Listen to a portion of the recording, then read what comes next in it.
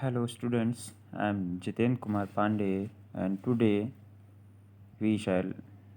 read the chapter number 3 of class 9th English and the chapter name is The Little Girl. So let's start the lesson and before the lesson we read the before you read. Do you feel क्या कभी आप ऐसा महसूस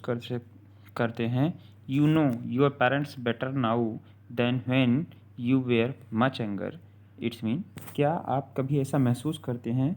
कि you know your parents better now कि आप अपने parents को पहले की अपेक्षा ज़्यादा अच्छा जान पा रहे हैं देन तुलना में किसकी तुलना में ज़्यादा अच्छा आप समय जान पा रहे हैं when you were much younger यानी जब आप छोटे थे तब की तुलना में आप अपने माता पिता को काफ़ी अच्छे तरीके से समझ पा रहे हैं परहैप्स यू नो अंडरस्टैंड शायद आप ये समझ गए होंगे the reason for some of their actions कि उनके कुछ कामों का रीज़न अब आप जान गए होंगे क्योंकि बड़े हो गए हैं समझदार हो गए हैं तो अब जान पाए होंगे कि उन्होंने ऐसा क्यों कहा था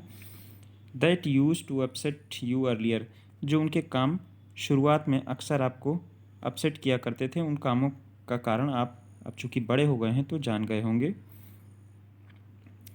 और कहता है this story is about a little girl whose feeling of her father change from fear to understanding well probably अर्थात ये कह रहे हैं दिस स्टोरी ये कहानी जो है लेसन जो है आपका ये अबाउट अ लिटिल गर्ल एक छोटी सी बच्ची के बारे में है लड़की के बारे में है हुज फीलिंग जिसकी जो फीलिंग्स थी फॉर हर द फादर अपने पिताजी के लिए जो फीलिंग थी change from fear to understanding will probably find an echo in every home यानी जो अपने पिताजी से वो डरा करती थी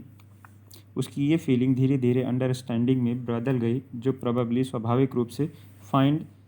N echo in every home लगभग प्रत्येक घरों में इसकी प्रतिध्वनि आती है अर्थात लगभग सभी घरों पर ऐसा होता है कि बच्चे पिताजी से डरते हैं और जब बड़े होते हैं तब समझ पाते हैं कि अच्छा उनके मना करने का या टोकने का क्या रीज़न था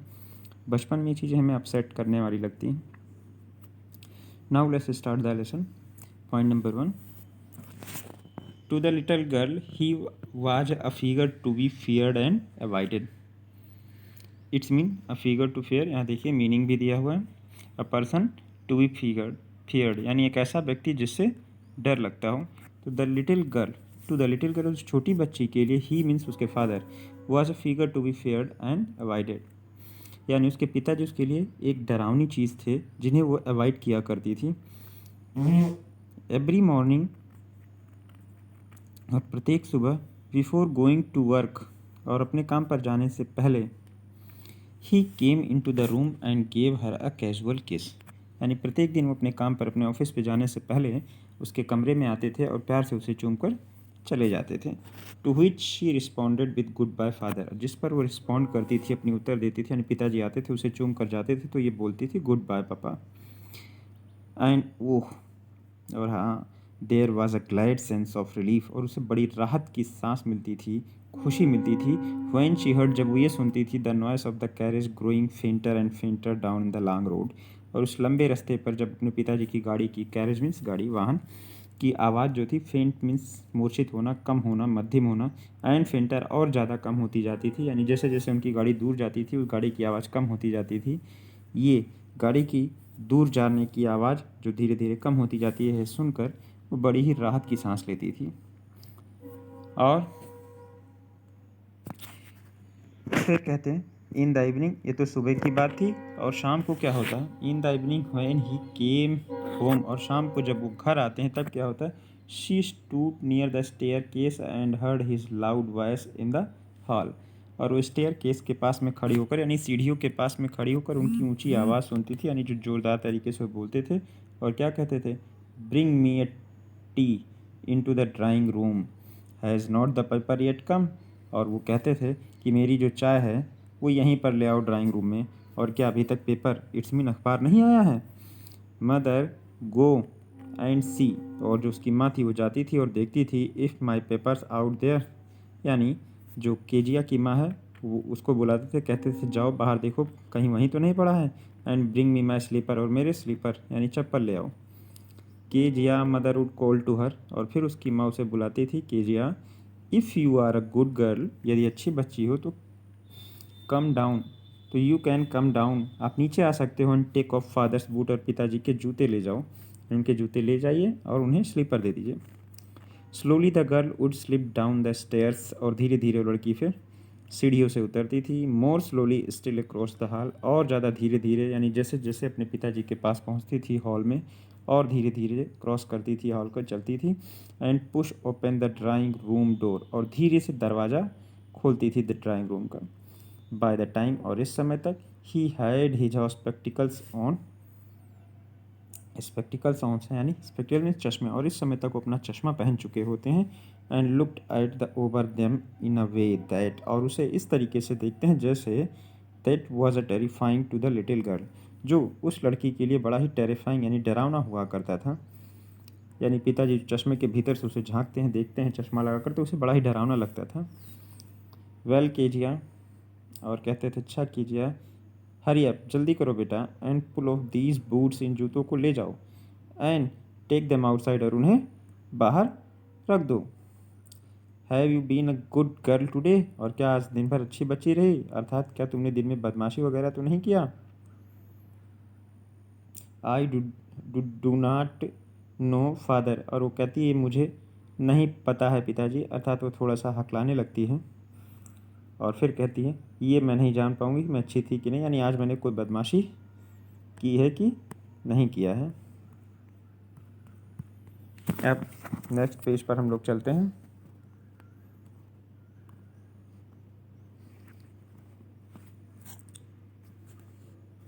देखते हैं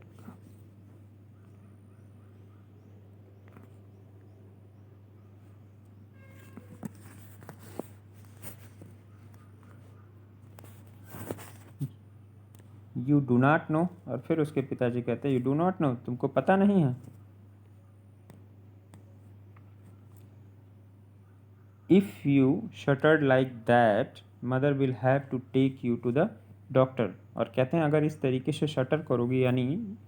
हकलाना, वो बोल रही है ना you do do do do, ऐसे करके जो बोलती, वो कह रहे हैं कि हकलाओगी तो तुम्हारी माँ तुम्हें डॉक्टर के पास ले जाएंगी। She never shattered with other people, और वो जो लड़की थी वो कभी किसी दूसरे लोगों के साथ में शटर्ड यानी हकलाती नहीं थी। Had quite given it up, यह दूसरों के सामने बल्कि इसे गिवन इट अप माने छोड़ चुकी थी। बट ओनली, लेकिन केवल, विद हिज फादर, केवल अपने पिताजी के साथ ही, sorry, but only with father, केवल अपने पिता के साथ में ही वो हकलाती थी, यानी जब पापा के सामने आती थी तो डर डर के मारे हकलाने लगती थी, बाकी लोगों के साथ में हकलाती नहीं थी। Because then she was trying so hard, क्योंकि उस समय वो बहुत ज़्यादा प्रयास कर रही होती थी टू से द वर्ड्स प्रॉपरली, कि वो शब्दों को बहुत ठीक से बोले, और इतना ज़्यादा प्रयास करती थी, केयर करती थी कि वो गड़बड़ हो जाता था और हकलाने लगती थी। वॉट इज़ द मैटर, क्या बात है। What are you looking so वेचर्ड अबाउट, और तुम इस तरीके से, वेचर्ड मीन्स यहाँ देखिए दिया हुआ है अनहैप्पी, यानी अनहैप्पी तरीके से क्यों ऐसे देख रही हो। What mother, I wish you that his child not to appear on brink of suicide, और कहते हैं कि माँ इसे सिखाना चाहिए कि वो ऐसे ना दिखाई दे जैसे कि ये अपना सुसाइड करने के लिए रेडी है, तैयार है, यानी चेहरे पर हंसी खुशी नहीं, अजीब से भाव दिख रहे हैं, उसी को कहते हैं कि क्यों ऐसे सुसाइड केस जैसा अपना मुंह बना के रखा है। यहाँ देखिए उसकी मीनिंग भी दिया हुआ है, यानी about to suicide, committed suicide, यानी एक ऐसी जो सुसाइड करने के लिए आदमी तैयार हो, जिसके चेहरे कोई तेज ना हो, ऐसे। Here Kezia carry carry my tea cup back to the table carefully, और कहते हैं कि मेरे इस टेबल पर वापस, यानी तब तक चाय पी चुके होते, और कहते हैं टेबल पर मेरे कप को वापस रख दो carefully. He was so big, और केजिया सोचती है कि ही वॉज सो बिग, वो कितने बड़े थे। His hands and his neck, उनके हैंड्स बड़े हैं, उनके नेक बड़े हैं, और specially his mouth when he yarn, और स्पेशली उनका मुंह कितना बड़ा लगता है, यानी कितना बड़ा खुलता है, व्हेन ही यार्न, WYAWN, यान यान मीन्स होता है जम्हाई लेना, यानी जब वो जम्हाई लेते हैं, मुंह खोलते हैं निदा से होकर, तो उस समय कितना बड़ा मुंह खोलते हैं। Thinking about him alone was like thinking about a Jane, और उनके बारे में सोचना, उस समय देखना ऐसे लगता है कि जैसे कि वो एक विशालकाय दैत्य राक्षस हों, ऐसा उसको फील होता है। ऑन संडे आफ्टरनून, और संडे की आफ्टरनून को grandmother sent her down to the dining room to have a nice talk with father and mother. यानी संडे को जिस समय लोग घर पर रहते हैं, आफ्टरनून में उसकी दादी माँ उसे अपने मम्मी पापा के पास भेजती है नीचे ड्राइंग रूम में कि जाए और नाइस टॉक में मीठी मीठी बातें करना, अच्छी अच्छी बातें करना, माता पिता से जाए बातचीत करे जिससे उसका डर निकल जाए, इसलिए भेजती हैं। But the little girl always found mother reading. लेकिन वो जब भी उस समय नीचे आई थी तो देखती है कि माँ पढ़ रही है, यानी कोई बुक वगैरह पढ़ रही है। यहाँ नीचे देखिए वो पढ़ती हुई पेपर दिखाई देते हैं। एंड और क्या होता है, पढ़ती हुई लगती हैं। And father stretch out on the sofa, और पिताजी सोफे पर फैले हुए थे। स्ट्रेच आउट में फैला होना या लेटा होना। His handkerchief on his face, और पिताजी के चेहरे पर उनका रुमाल पड़ा होता है। ये देखिए रुमाल से मुंह ढक के आराम से सो रहे हैं। His feet on one of the best cushion, और उनके पैर यहाँ देखिए बेस्ट कुशन पर, कुशन मीन्स होता है जो सोफे के ऊपर छोटी गद्दी रखी होती है उसके ऊपर रखा होता है यहाँ पर। और sleeping soundly and snoring, sleeping soundly गहरी नींद में सो रहे होते हैं, स्नोरिंग मीन्स खर्राटे लेते हुए, और खर्राटे लेते हुए गहरी नींद में सो रहे होते हैं। इसी का देखिए यहाँ पर पिक्चर बना हुआ है।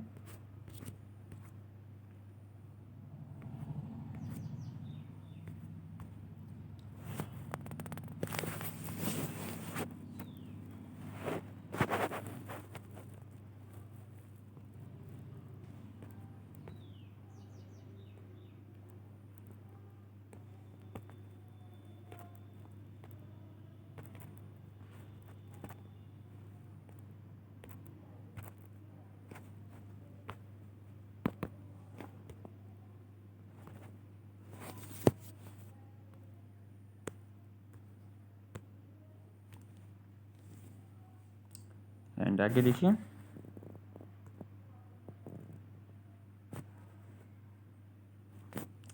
सी सैट ऑन अ स्टूल, वो एक स्टूल पर बैठ जाती है।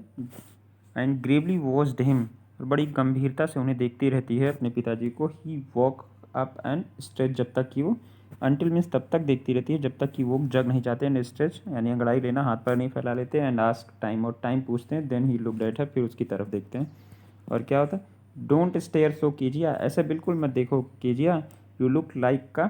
लिटिल ब्राउन आउल, क्योंकि ऐसे जब तुम देखती हो तो ऐसा लगता है कोई छोटा सा ब्राउन कलर वाला उल्लू है जो ऐसे घूर रहा है। वन डे, और एक दिन क्या होता है, when she was kept indoor with a cold, her grandmother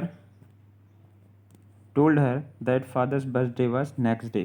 और एक दिन क्या होता है, when she was kept indoor, यानी जब वो घर में थी, इंडोर थी, बाहर नहीं गई थी। with a cold, क्योंकि उसे कोल्ड हो गया था, जुकाम हो गया था,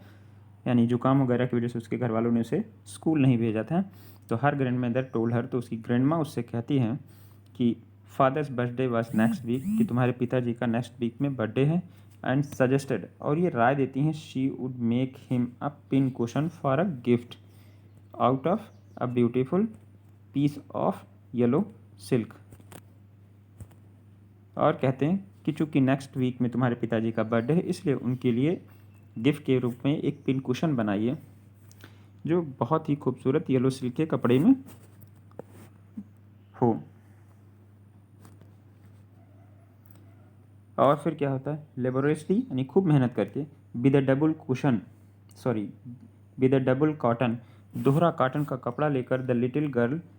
स्ट्रेच थ्री साइड्स, उसके तीन कोनों को सिल देती है, यानी तीन तरफ से सिल देती है। But what to fill it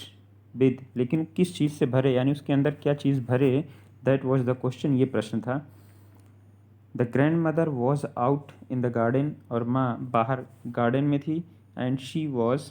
wander into the mother's